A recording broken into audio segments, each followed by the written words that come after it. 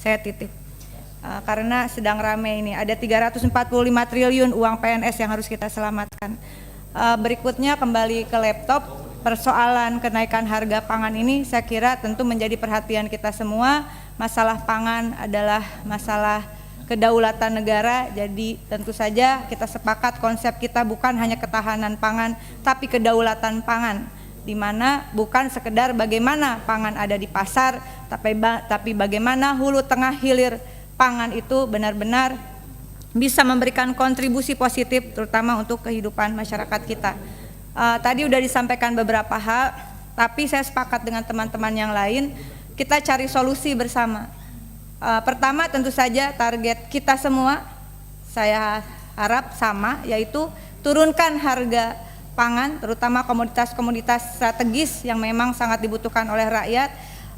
Penyumbang inflasi terbesar di awal 2024 itu tadi juga sudah disampaikan, beras, ada cabai merah, ada telur ayam ras, tapi gula juga mengalami kenaikan sekarang. Lalu kemudian Pak, harga tomat juga naik ya, per kilo sampai 35.000.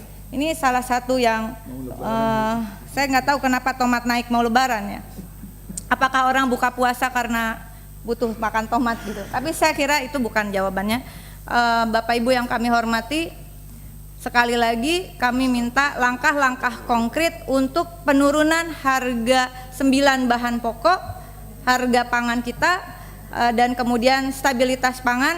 Kami mengapresiasi langkah Menteri Perdagangan yang pernah ada metode untuk mengendalikan harga minyak goreng, Pak.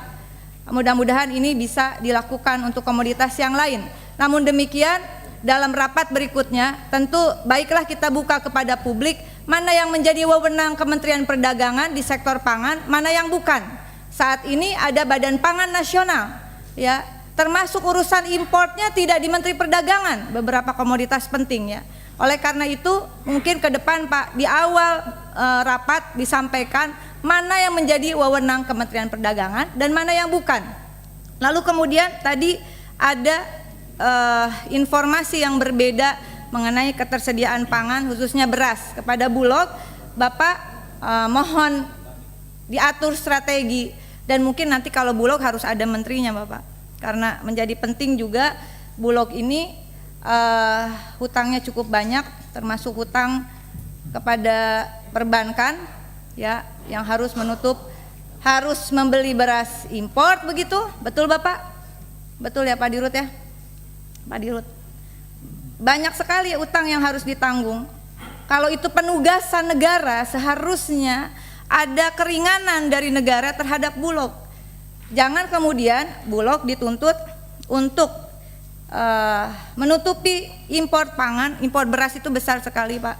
Boleh nanti dibuka juga berapa per bulan dan berapa per tahun Bulog harus membayar hutang dari impor beras tersebut. Nah kalau itu penugasan negara, saya kira harusnya tidak dibebankan kepada Bulog. Nah kemudian Bapak mohon solusinya. Harga tadi disampaikan oleh Pak Mufti, saya sudah cek terutama di beberapa daerah di luar Jawa, akhirnya petani itu lebih memilih menjual hasil padinya kepada tengkulak, bukan kepada Bulog. Kenapa demikian? Karena harga beli Bulog itu rendah. Maka kami mengusulkan adanya politik harga dari negara, subsidi harga dari negara Bapak, bukan subsidi pupuk, apalagi pupuk organik Pak. Subsidi harga itu lebih penting. Kami tidak hanya menginginkan, juga ini pernah dibahas rasanya oleh Menteri Perdagangan, menentukan bukan hanya harga eceran terendah, tapi juga harga eceran tertinggi. Ini juga harus ditetapkan sehingga tidak terjadi fluktuasi harga yang mempengaruhi bukan hanya daya jual petani, tetapi juga daya beli pasar.